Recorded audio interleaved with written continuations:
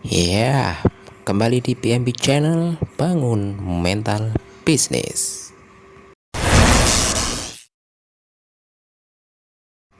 Oke, gimana mental masih pada aman kan?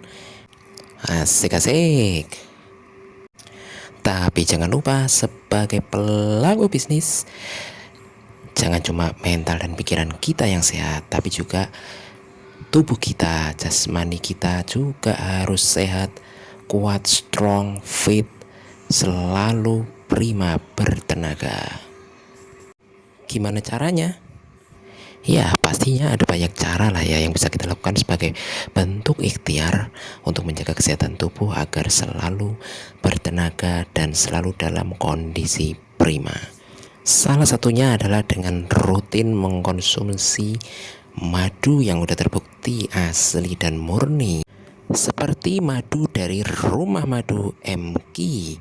Madu dari Rumah Madu MQ ini sudah teruji keaslian dan kemurniannya, bukan madu sirupan, oplosan, apalagi sintetis. Nah, kalau kamu pengen ngedapetin madu ini, gampang aja. Hubungi langsung aja via WA ya, nomor yang tercantum di deskripsi. Iya, sekarang aku pengen ngomongin sesuatu yang cukup serius. Dan ya, aku harap ini bisa disikapi dengan serius. Tentang apa sih? Pemilu? Bukan. Ini bukan tentang pemilu yang kemarin baru terselenggara, itu bukan ya. Tapi ini tentang nah ini dia.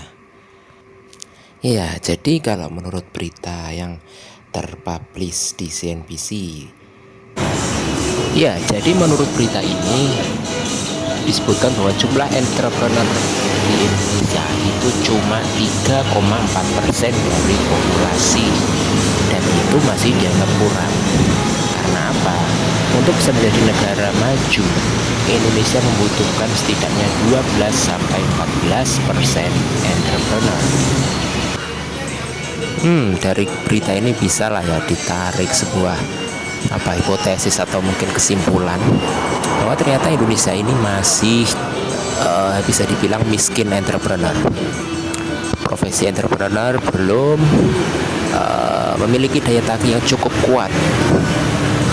Ya, sekalipun mungkin Indonesia katanya nih mengalami bonus demografi, memiliki limpahan jumlah kaum milenial dan Gen Z, tapi ternyata nggak banyak yang tertarik untuk menjadi pelaku usaha.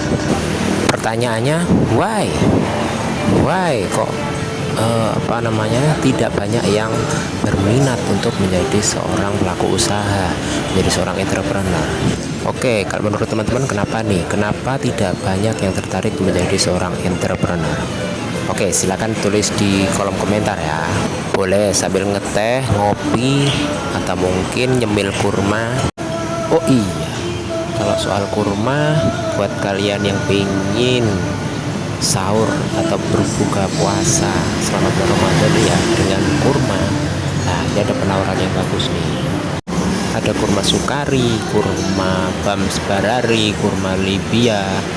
Kalau soal harga sih insya Allah ini ya tergolong friendly lah ya harganya.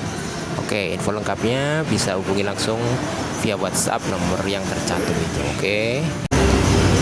Nah, sekarang kita kembali ke topik ya, kenapa masih banyak yang tidak berminat menjadi seorang entrepreneur? Ya, kalau menurut aku sih bisa dibilang masyarakat Indonesia ini masih belum lepas dari mindset atau pemikiran bahwa menjadi pelaku usaha, apalagi pelaku usaha kecil, itu nggak keren, nggak prestisius, nggak bergengsi. Inilah cara berpikir jadul yang masih aja terus diwariskan dari generasi ke generasi. Dan menurutku nih, salah satu pihak yang berperan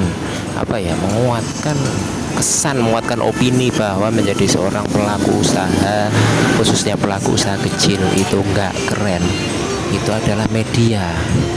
Loh, kok bisa begitu? Oke, bentar ya. Nah, ini contoh aja ya. Ini sebuah berita yang pernah beredar di salah satu media ternama. Judulnya gini, nasib pria yang dulu aktor terkenal kini jualan bakwan dan nasi kuning. Usahanya tak menerima kerjasama. Oke, sekarang masuk ke bagian awal beritanya ya. Begini nasib pria yang dulu aktor terkenal kini malah jualan bakwan dan nasi kuning. Ya, dan seterusnya silakan dibaca sendiri ya. Atau kalau mau lebih lengkap bisa searching di Google. Oke, cuman gini loh. Kalau kita membaca judul dan bagian awal dari isi berita tadi, citra atau kesan apa yang didapatkan oleh pembaca? Dan jangan lupa loh, masih banyak masyarakat Indonesia itu dalam membaca berita itu cuma membaca judulnya aja. Ya paling kalau nambah sedikit ya awal dari isi berita. Ya kalau menurutku dengan pengemasan berita seperti itu, masyarakat akan beropini bahwa oh ternyata menjadi pelaku usaha, apalagi usaha kecil, itu hanyalah pilihan kesekian, hanya pilihan darurat, pilihan di saat kondisi serba sulit. Atau bahkan lebih ekstrim lagi, banyak yang beropini bahwa menjadi pelaku usaha kecil adalah sebuah pilihan yang menurunkan derajat atau status sosial di hadapan masyarakat. Ya, kenapa tidak dibuat aja berita yang lebih menghidupkan semangat lah ya. Misalkan gini, mantan artis terkenal, mantan public figure itu kini meniti kesuksesan sebagai seorang entrepreneur. Nah, kurang lebih seperti itulah ya. Kalau gitu kan lebih menimbulkan semangat.